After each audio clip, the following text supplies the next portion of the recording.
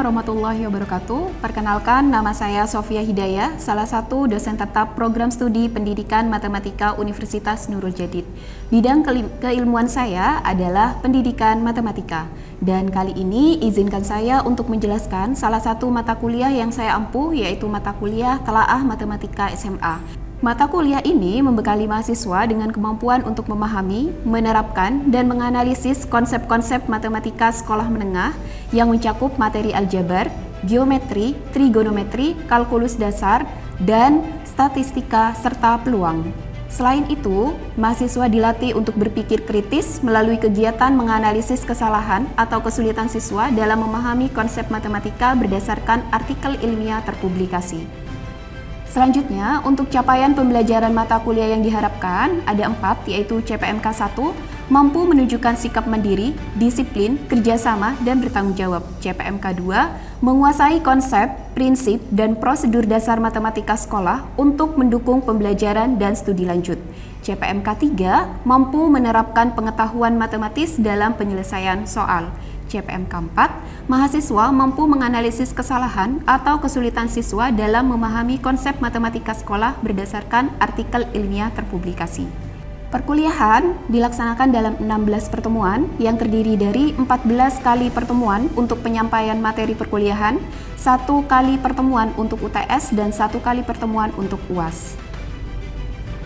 Materi yang akan dibahas pada mata kuliah ini adalah materi matematika, khususnya matematika sekolah yang meliputi aljabar. Aljabar di sini saya rencanakan untuk pertemuan 1 sampai 7. Jadi aljabar meliputi persamaan dan pertidaksamaan linear, kemudian sistem persamaan linear, persamaan dan pertidaksamaan kuadrat, fungsi dan grafik, fungsi komposisi dan inverse, eksponen dan logaritma, serta barisan dan deret. Kemudian untuk yang kedua yaitu geometri pada pertemuan ke-9 sampai ke-10, karena pertemuan ke-8 itu digunakan untuk UTS. Pertemuan ke-9 sampai 10 materi geometri meliputi geometri bidang, geometri ruang, dan geometri analitik. Untuk pertemuan ke-11 yaitu trigonometri, kemudian kalkulus dasar untuk pertemuan ke-12 sampai 13 yaitu limit dan turunan fungsi, serta pertemuan ke-14 dan 15 yaitu statistika dan peluang. Sebagai bentuk penguatan antara tridharma pengajaran dan penelitian, saya mengintegrasikan hasil penelitian saya dalam perkuliahan ini. Penelitian saya berfokus pada kesalahan dan kesulitan siswa dalam matematika, serta kemampuan penalaran, representasi, dan pemecahan masalah siswa, khususnya pada topik aljabar, yaitu meliputi persamaan kuadrat, sistem persamaan linear dua variabel atau SPLDV, dan logaritma. Oleh karena itu, fokus analisis artikel ilmiah dan miskonsepsi siswa pada mata kuliah ini ditekankan pada materi aljabar, karena selain untuk mengintegrasikan penelitian saya pada mata kuliah ini, materi aljabar lebih kaya akan temuan penelitian empiris terkait kesalahan atau kesulitan siswa. Pembelajaran mata kuliah Telaah Matematika SMA mengacu pada prinsip DIA, yaitu Delivery, Interaction, dan Assessment. Delivery. Perkuliahan dilakukan secara tatap muka langsung dengan metode ekspositori, diskusi, dan tanya jawab. Interaction. Interaksi antara dosen dan mahasiswa adalah interaksi dua arah yang terjadi melalui proses tanya jawab selama penyampaian materi serta diskusi. Selain itu, saya juga menggunakan media Telegram sebagai wadah diskusi mahasiswa apabila ada materi yang belum dipahami dan ingin ditanyakan di luar jam perkuliahan. Assessment. Penilaian dalam mata kuliah ini dilakukan secara menyeluruh melalui kehadiran sebanyak 5%, tugas baik tugas individu maupun kelompok 25%, termasuk tugas penyelesaian soal dan proyek analisis artikel, kemudian UTS 30%, yaitu presentasi proyek analisis artikel ilmiah pada materi aljabar, dan ujian akhir semester atau UAS. Tes tulis untuk materi geometri, trigonometri, kalkulus dasar, serta statistika dan peluang yang bobotnya 40%. Penilaian mengacu pada rubrik pedoman penskoran yang telah saya lampirkan di RPS. Demikian penjelasan saya terkait mata kuliah Telaah Matematika SMA yang saya ampuh. Selanjutnya, akan saya tampilkan contoh video pelaksanaan pembelajaran saya di kelas. Bismillahirrahmanirrahim. Assalamualaikum warahmatullahi wabarakatuh. Waalaikumsalam warahmatullahi wabarakatuh. Apa kabar hari ini? Alhamdulillah baik. Oke. Sebelum kita mulai perkuliahan kita kali ini, saya cek kehadiran dulu ya. Pada minggu pertama kita sudah belajar tentang persamaan dan pertidaksamaan linier. Masih ingat apa itu persamaan linier? Masih, Bu. Siapa yang bisa? Iya. Saya, Bu. Iya. Apa itu persamaan linier? Persamaan linier adalah persamaan yang dapat dituliskan dalam bentuk umum AX plus B sama dengan 0, Bu. Oke. Persamaan linier itu adalah persamaan yang dapat ditulis dalam bentuk umum AX plus B sama dengan 0. A-nya itu apa, Mbak? A-nya itu koefisien, Bu. Iya. X-nya itu variabel dan B-nya itu konstanta. Oke, benar. Hari ini kita akan belajar tentang persamaan dan pertidaksamaan kuadrat. Tujuan pembelajaran kita hari ini yaitu yang pertama, menjelaskan konsep, bentuk umum, dan metode penyelesaian persamaan dan pertidaksamaan kuadrat. Kemudian yang kedua, menganalisis kesalahan atau kesulitan siswa berdasarkan artikel ilmiah yang disajikan. Ya. Persamaan kuadrat adalah persamaan yang dapat dituliskan dalam bentuk umum AX kuadrat plus BX plus C sama dengan 0 dengan syarat A-nya tidak boleh sama dengan 0. Di mana A dan B-nya itu disebut sebagai koefisien, C-nya disebut sebagai konstanta, dan X-nya disebut sebagai variabel. Dapat dipahami dari sini? Bu, Iya. di situ kenapa A-nya tidak boleh sama dengan 0? Ada yang tahu kenapa A-nya tidak boleh sama dengan 0? Saya, Bu. Iya, Mbak Hulia. Ya, karena jika A-nya sama dengan 0, maka 0 akan dikalikan dengan X kuadrat. Jadi yang ada di situ hanya BX plus C sama dengan 0. Jadi itu bukan lagi persamaan kuadrat, akan tetapi persamaan linier. Seperti itu. Oke. BX plus C sama dengan 0 itu adalah persamaan Linier. bukan persamaan kuadrat ya. Nah, maka dari itu A-nya tidak boleh sama dengan 0. Oke. Selanjutnya, persamaan kuadrat, cara menyelesaikannya itu ada 3 cara. Yang pertama itu adalah metode pemfaktoran, yang kedua itu adalah rumus kuadrat, dan yang ketiga adalah melengkapi kuadrat sempurna. Kita lanjut ke ini, metode pemfaktoran. Metode yang pertama. Nah, untuk menggunakan metode ini dalam menyelesaikan persamaan kuadrat, kita terlebih dahulu harus menentukan 2 bilangan. Jika 2 bilangan itu dijumlahkan, maka hasilnya adalah B. Kemudian kalau 2 bilangan itu dikalikan, maka hasilnya adalah A dikali C. Oke. Misalkan 2 bilangan itu adalah P dan Q. Maka P plus Q itu sama dengan B, dan P dikalikan Q itu harus sama dengan A dikali C. Oke.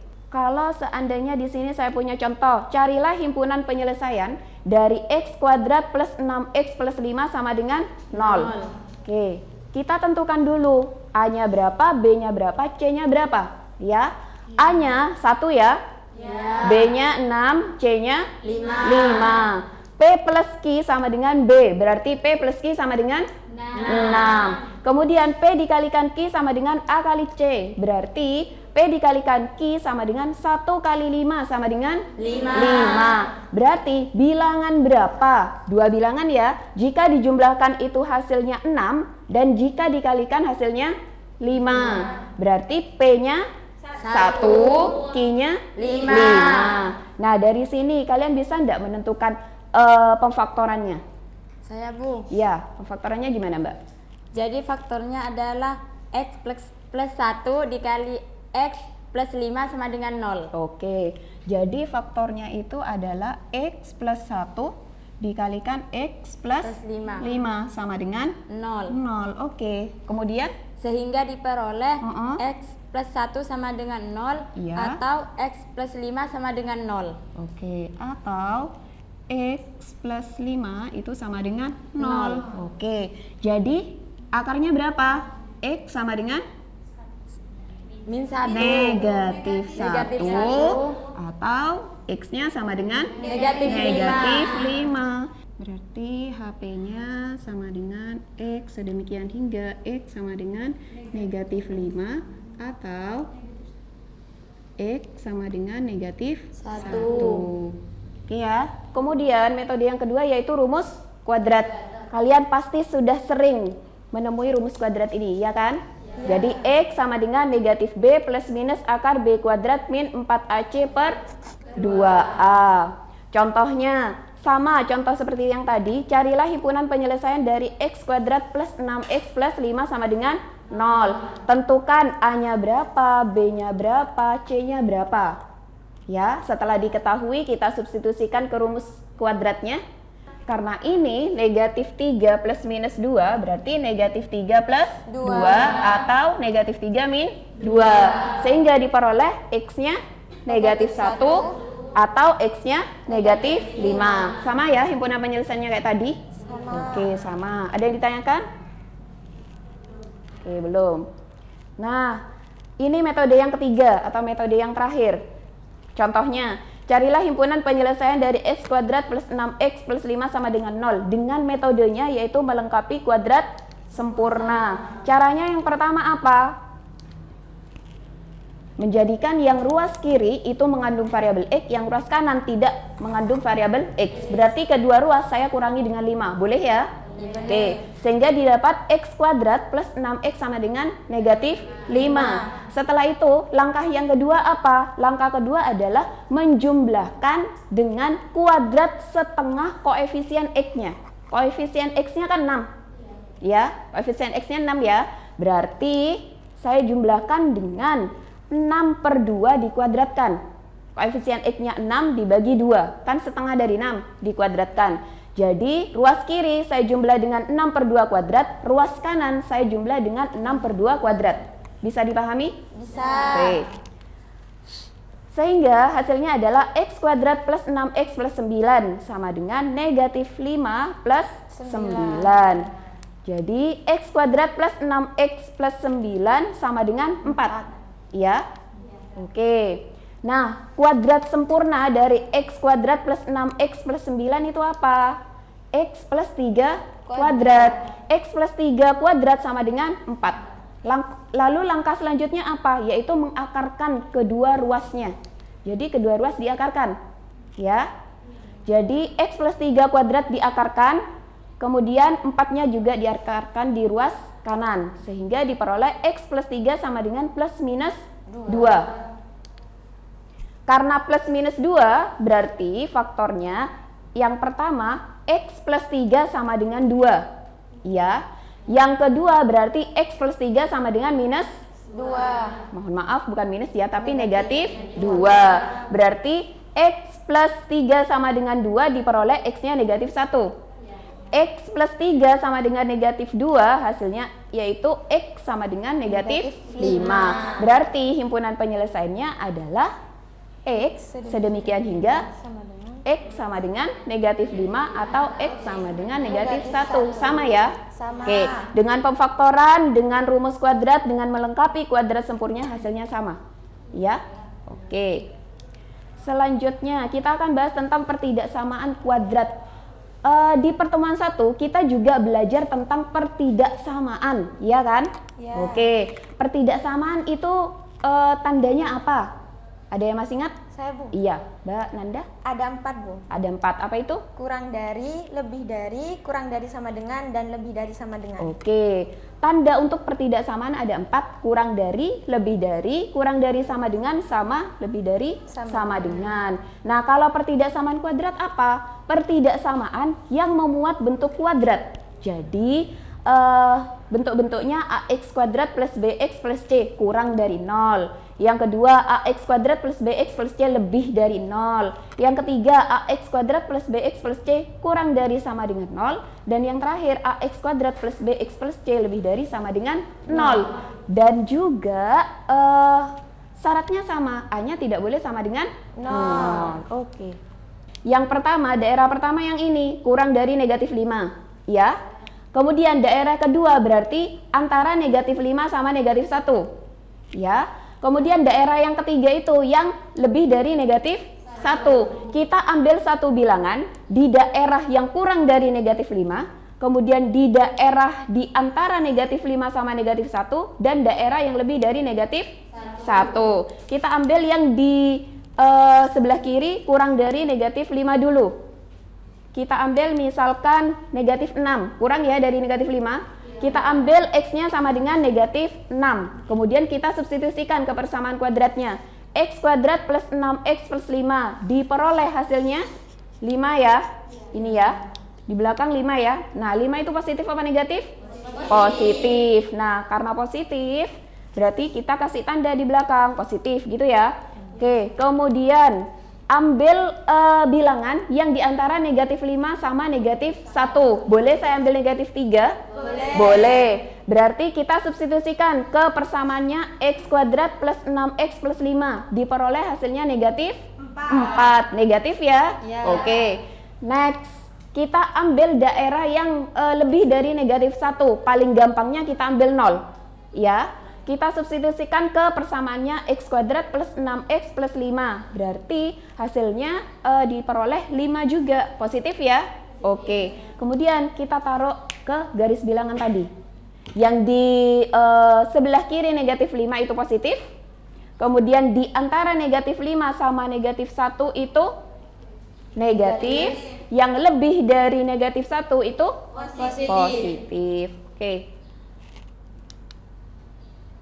Nah, karena yang dicari itu adalah himpunan penyelesaian dari X kuadrat plus 6X plus 5 yang lebih dari 0, maka yang kita arsir adalah daerah yang positif. Berarti himpunan penyelesaiannya adalah X sedemikian hingga X kurang dari 5 atau X lebih dari negatif 1. Ada yang ditanyakan? Saya, Bu. Iya. Kan dari gambar interval yang terakhir yang diarsir kan yang positif, Bu, yang sebelah kanan sama yang sebelah kiri. Kalau misalkan yang diarsir di bagian tengah itu kasus yang bagaimana gitu, Bu? Oke. Tapi tetap di tengahnya itu negatif. Daerah yang negatif. Oke. Kalau misalkan yang diminta seperti ini, bentar. Nah, kasusnya masih seperti ini, yang di sebelah kiri itu positif, yang di tengah antara negatif 5 sama negatif 1 itu negatif, kemudian yang di sebelah kanan negatif 1 itu positif. Kalau seandainya, Bu, yang diarsir itu adalah bagian ini gitu ya, ini ya Mbak, maksudnya gini ya, itu kasus yang bagaimana? Berarti kasusnya karena ini negatif, kalau negatif itu kira-kira kurang dari 0 atau lebih dari 0? Kurang dari 0. Maka kasusnya itu adalah X kuadrat plus 6X plus 5 kurang dari itu Mbak. Jadi yang diarsir itu adalah yang bagian tengah ini ya. Gitu. Saya mengintegrasikan penelitian saya ke dalam mata kuliah ini, yaitu mata kuliah Telaah Matematika SMA. Saya pernah meneliti tentang persamaan kuadrat. Judulnya terkait kesulitan siswa dalam menyelesaikan soal persamaan kuadrat yang jenjangnya itu SMA atau SMK. Nah, yang saya teliti ini untuk jenjang yang sekolah menengah atas ya. Subjeknya itu SMK. Ya, oke. Kemudian di sini ada 3 subjek yang saya pilih. 1 anak berkemampuan tinggi, 1 anak berkemampuan sedang, dan 1 anak berkemampuan rendah. Gitu ya. Nah, diperoleh jenis-jenis kesulitannya. Yang pertama, kesulitan subjek dalam menggunakan metode pemfaktoran. Kira-kira dari sini letak kesalahannya di mana ya? Iya, Mbak Wasil? Di bagian memfaktorkan. Bagian memfaktorkan. Kenapa pemfaktorannya, Mbak? Faktor dari X kuadrat min 5X plus 6 sama dengan 0 itu bukan X plus 1 dikali X min 6 sama dengan 0. Harusnya faktornya itu adalah X min 2 X min 2 dikali X min 3. min 3. Sehingga akar-akarnya adalah sehingga X, akarnya X sama dengan 2 atau X sama dengan 3. X sama dengan 2 atau X sama dengan 3. X sama dengan 3. Oke, tepat sekali. X kuadrat min 5X plus 6 itu sama dengan 0. Akar-akar yang tepat itu bukan X plus 1 dikalikan X min 6. Ya, yang benar adalah X min 2 dikalikan X min 3 sama dengan 0. Bentuk kesulitan yang kedua yaitu kesulitan dalam rumus kuadrat.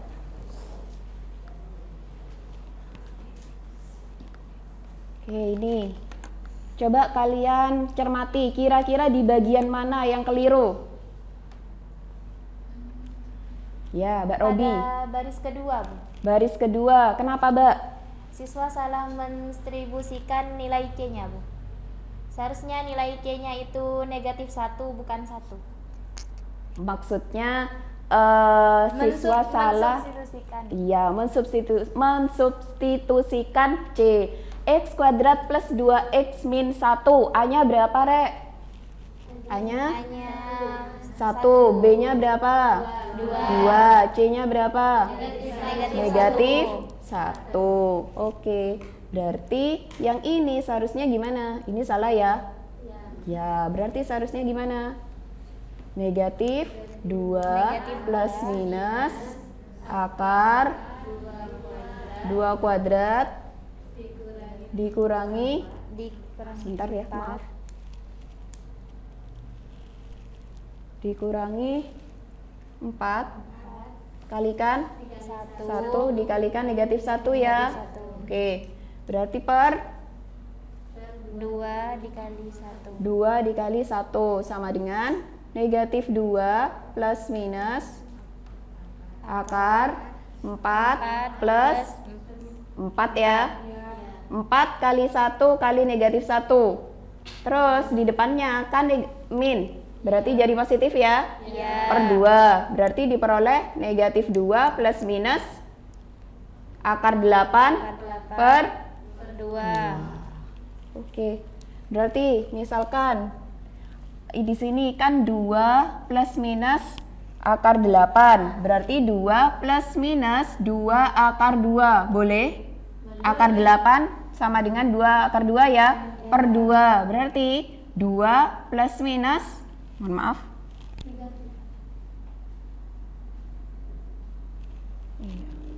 Negatif 2. Berarti kita sama-sama bagi 2 diperoleh negatif 1 Negatif 1 plus minus akar 2. akar 2. Berarti X yang pertama sama dengan negatif 1 plus akar 2. X yang kedua negatif 1 min akar 2. Oke, ada yang ditanyakan?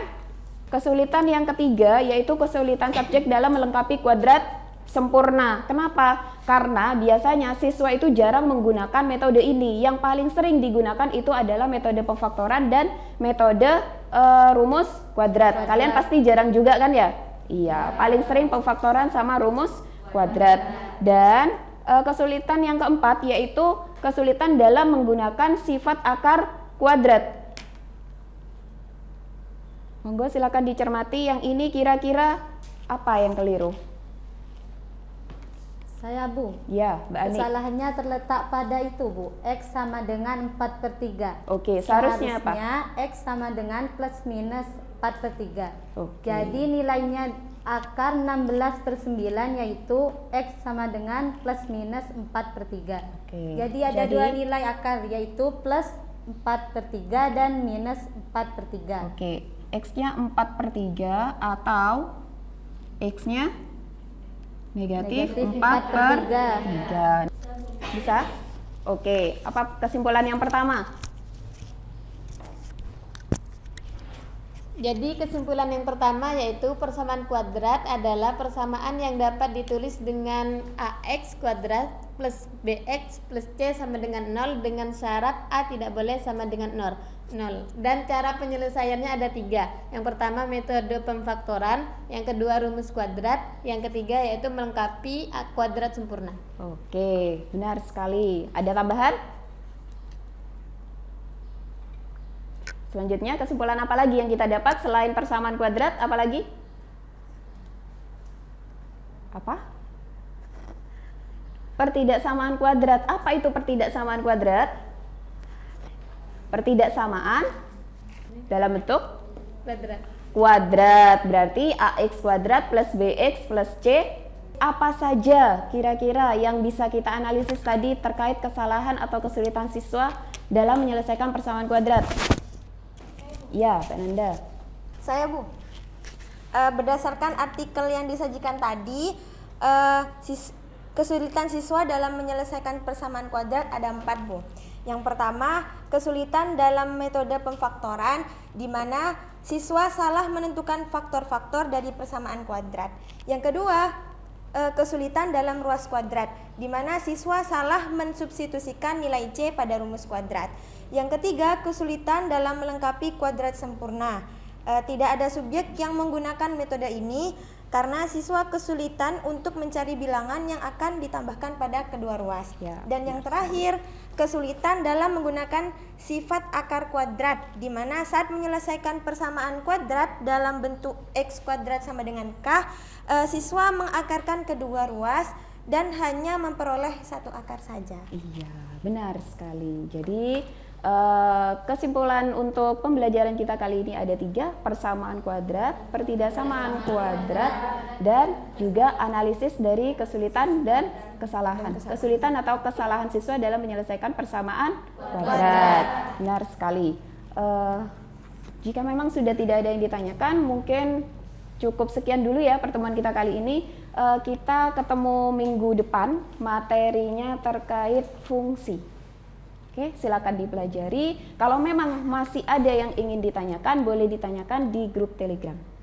Oke, baik. Terima kasih. Saya tutup. Akhirul kalam, wabillahi taufiq wal hidayah. Wassalamualaikum warahmatullahi wabarakatuh. Waalaikumsalam warahmatullahi wabarakatuh.